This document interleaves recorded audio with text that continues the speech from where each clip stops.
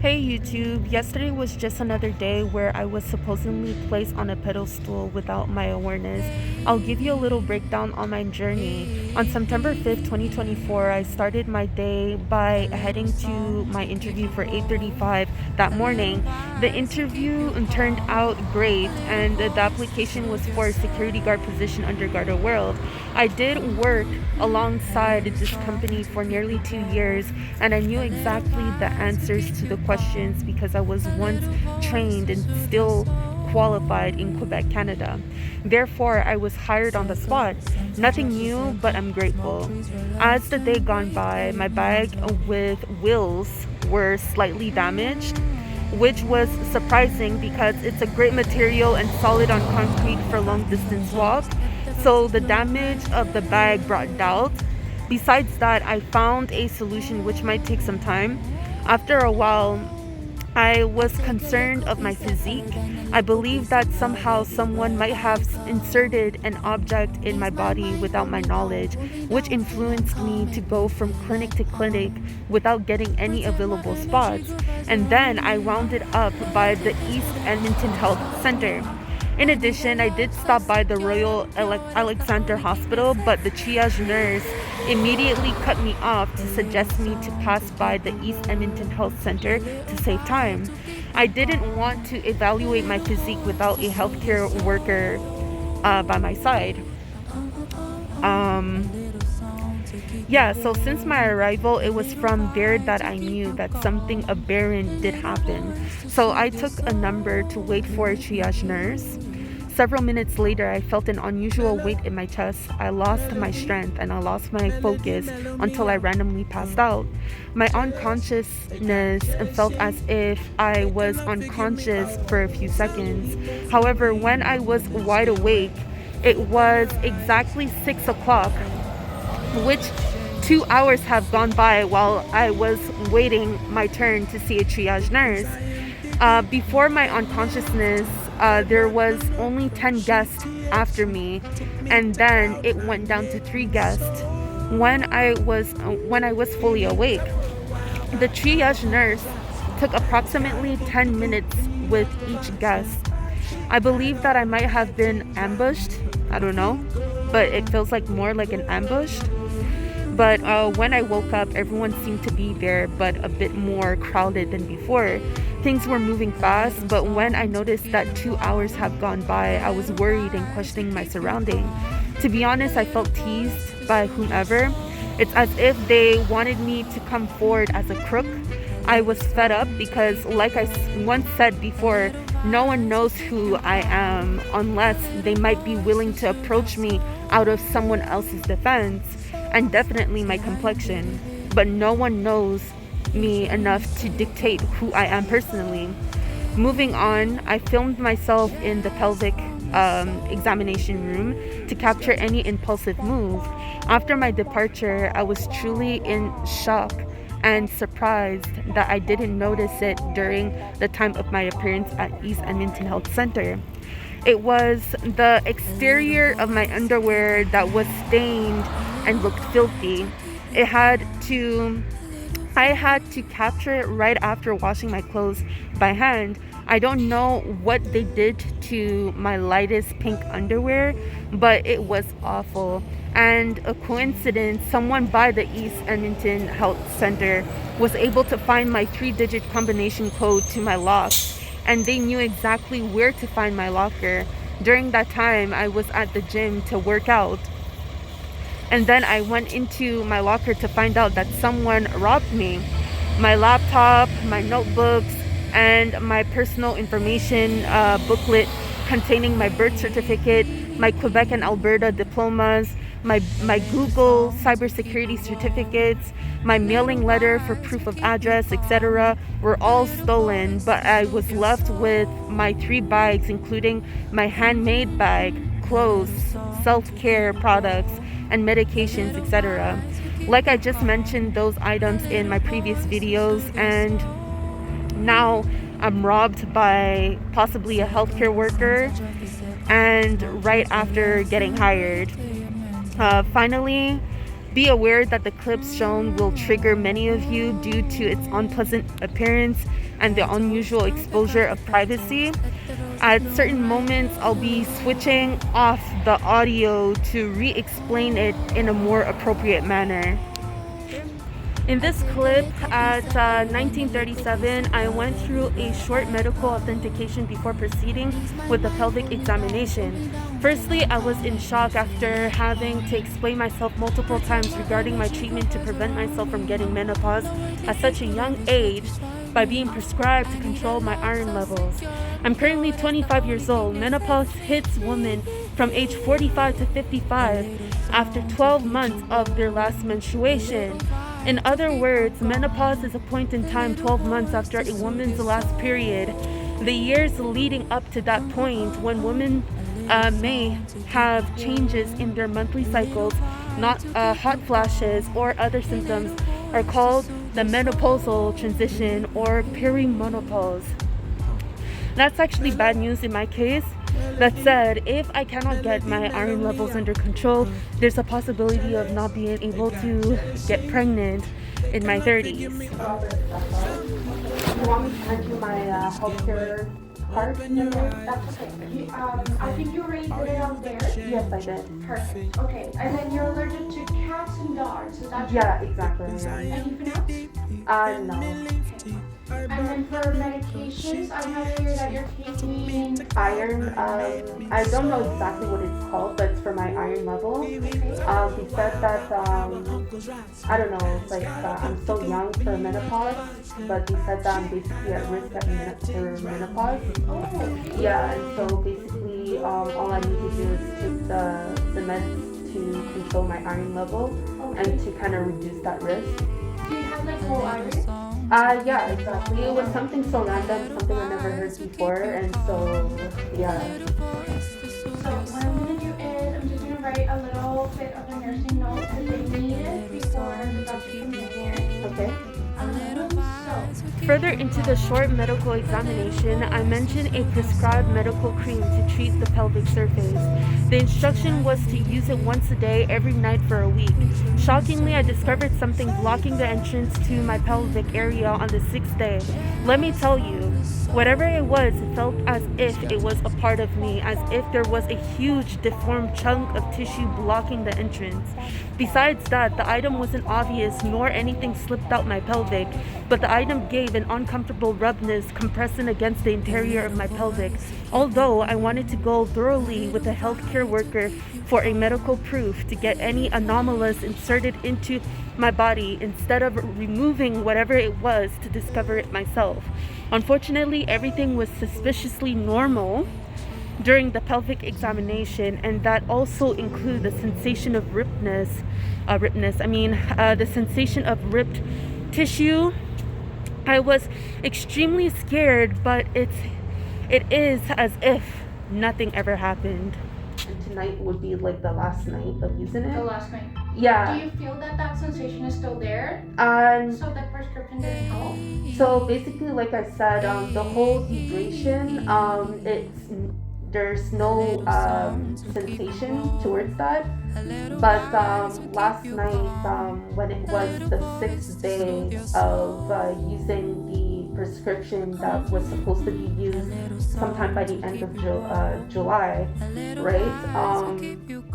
I don't know, there was something that was blocking the entrance, and I was like, oh my gosh, what is that? I didn't touch anything. I told myself, you know what? Is the medication like you have to insert? Yeah, exactly. But like I said, it's like something was blocking the way. Okay. I didn't want to I don't know. Go exploring. Yeah, I didn't explore what it was, but either way, I was still able to insert the tube to kind of inject the cream that's for the infection. So just today, whenever I use the bathroom, it just feels like there's some kind of movement that's I don't know, like something that's there that's not supposed to. Yeah. Okay. So that was since yesterday? Yeah, since near the end of the examination, the doctor recommended one tablet to take that should be taken for a week. But he didn't fully explain what the cause was for me to take those tablets. Therefore, I wound it up with 8 tablets to consume in one take. I was confused. I knew something was off about my stay in the waiting room after my unconsciousness. However, the nurse came by to hand me 7 to 8 tablets that are 2 grams each. Dubiously, I wasn't fluent and my memory was foggy. I'm great in problem solving, but I was slow in speech. It can be treated as a mental disorder, that is dysarthria or dysarthria. Dysarthria happens when the muscles used for speech are weakened or are hard to control. Dysarthria often causes slurred or slow speech that can be difficult to understand. Common causes of dysarthria include conditions that affect the nervous system or that cause facial paralysis. These conditions may cause tongue or throat muscle weakness. That said, I'm currently prescribed something similar to it. After my departure from the East Edmonton Health Center, I went directly to the gym. I was wandering around Westmount to buy a few things before my workout until I concluded that a few items were missing in my locker, such as my notebook, my laptop, my personal information booklet containing my birth certificate, Quebec and Alberta diploma, Google cybersecurity certifications, etc. I was terrified because I'm still a stranger in Alberta. So for me to conclude various suspicion from several locals, even after 2 job interviews, I immediately thought of a bunch of groupies who's trying to jeopardize my reputation or to keep me below the average of workers. That is being a vagrant. Guys, I cannot give you a reason to my belief on others, but what I can tell you for sure is that the improvision to mislead someone out of their own ambiguity is extremely dubious. That night of supposedly been robbed, I immediately called 811 after finalizing my call with the phone center polices, which led them to come through. That said, the paramedics and I proceeded with a medical authentication, which matters most. And of course, I explained my issue, and then I was trying to get a hold of the night staff under the East Edmonton Health Center branch for an emergency contact. I wanted to see if I was capable to retrieve any footage at the moment of my complaint. Besides, my plan to solve this mission ASAP was unsuccessful. However, I received great validation from the police and the paramedics. Trace it if you want one. Okay, because I know it costs money to be in the ambulance. I think it's like $200 to take the ambulance to go somewhere. Well, a little more. A little more. Yeah. Around 5, yeah. Yeah, so I'm If not. this is a true police matter, like this is, I mean, police need to deal with it. Yeah, I did here. call. I did Yeah. call the police, but like for her to kind of brush me off and say that, oh no, you have to wait within the next 48 hours. I told her that like the next 48 hours is like weekends, and like certain staffs don't work on weekends when they work 40 hours per week. Well, Especially, they're busy too, that's the only problem. They're extremely busy too, so. Yeah. They're not get the things right away, for sure. But we can do that right now, check the out really quickly. yeah. And we can make a decision if you want to go back to the hospital or. I don't think I want to go back. I even recorded myself while doing the vaginal examination, but in an angle where it's very appropriate. But I was just making sure. I was just kind of scared because I was like, what the hell just happened? Like, did I just really blocked out for 2 hours? But yet it just seems that it was just 2 seconds. Is it possible, like, have you been really tired lately? No, I wasn't tired. I had a good amount of sleep. Okay. Yeah. And have you ever had, like, symptoms of, like, narcolepsy at all? Narcolepsy, what is that? Narcolepsy is just, like, it's kind of like a condition where you just randomly fall asleep. No, I And, don't. like, people usually don't. I'm not diagnosed with that, so I'd say no. Right. Yeah. And you never just randomly fall asleep ever. Well, it does happen from time to time, but in my case scenario, it's like when I would go into like certain corners, there's just like a random weight that hits my chest, and I don't know, I feel weak and my vision becomes blank. And so that's basically something that happened within the hospital. And I told myself that, I don't know, like, all I need is footage, you know what I mean? I'd say that like the nurses or whoever in healthcare, they're more familiar with all kinds of drugs, so I can't tell you for sure. It's something very abnormal. It's I wouldn't necessarily call it a sleep. It's more like a blockout, or I don't know, I passed out. Okay. Well, we'll check out vital signs wise, so just make sure that that is like right. You have access to that thing here? Yeah, I'm actually a member here, so. Oh. Well, where's home for you? I'm in Leduc. I'm actually, yeah, I'm actually here to for a job interview, and I did the interview this morning. Oh, what are you interviewing for? For Garda World. Oh, yeah. Security. And what do you call it? Paladin security. Oh, yeah, that's the big company there. Okay. Who's here there for us, Sit there. right? Yeah. Nope, this is Here. right there. Yeah. This Okay, right do you there. want to pass by or? No, I'm right here. I'll get here. Oh, my tablet's up first. Oh, okay.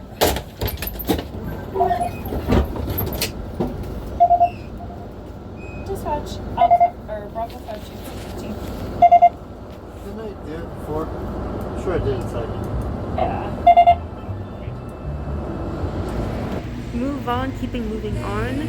When the paramedics gathered all the information that needed to be gathered, I chose to wash my clothes by hand, but then concluded that the exterior of my lightest pink underwear was stained in brown at the edges and between the crease above the base of the underwear. Firstly, I'll discuss on my previous experience involving my underwear malfunction. I've always been witnessing my underwear being torn or stretched out. I immediately thought that it was aberrant because I would always wash my underwear by hand on a daily basis. Therefore, I never thought to worry of washing my clothes by hand. Furthermore, I'll be showing you a clip of the underwear worn and thrown away the night of the event by the East Edmonton Health Center. Besides that, I got fantastic news regarding my stolen items. Fortunately, it was missing at the corner store called Circle K. It was kept in a safe place, ready for me to retrieve it. I was satisfied. Ease my mind, cool me down till I'm calm, make me feel at home. Protect my energy, good vibes around me. No earthly things could ever satisfy me. I need a love so secure and pure, that's the only thing that sets me free. A little song to keep you warm, a little vibe to keep you calm, a little voice to soothe your soul. A little song to keep you warm, a little vibe to keep you calm, a little voice to soothe your soul. And let me heal you.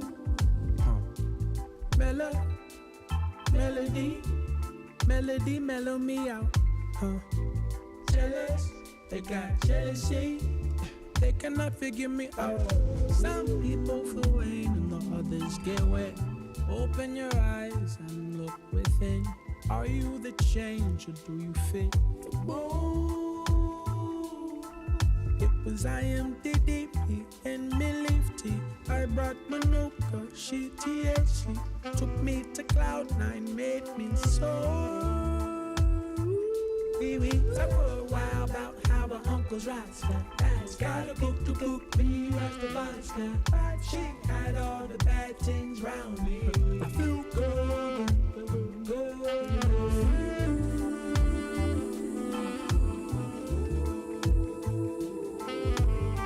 A little song to keep you warm, a little vibe to keep you calm, a little voice to soothe your soul. On Saturday, September 7, 2024, I had to rush back to the hospital. This time I went by the Royal Alexandra Hospital for discoloration in my urine and discharge. I assumed that it was blood. I got really scared and frustrated because one, I did the swab test by the East Edmonton Health Center. I asked the doctor if the redness on the swab is blood, but he told me no. Now I had to rush to the hospital for something that was predicted by the East Edmonton Health Center. That said, I'll be making a couple comparisons to the East Edmonton Health Center and the Royal Alexandra Hospital for you guys to eye what had been fallen off between the two meetings. Nope. Nope, not blood there. Hey guys, there you guys have it. It's actually the end. Holy shit. My necklace just burst. Oh my god. I swear it was solid for a good second. I'm wondering what the hell happened. Okay, so yeah. So basically, I have a bladder infection. So basically, those who don't know what a bladder is basically an organ that contains your urine. And so I don't know how. There you go. There's something suspicious that happened. That being said, I'm not sexually active for me to have that kind of infection. I'm assuming that a bladder infection is very similar to a UTI. What else?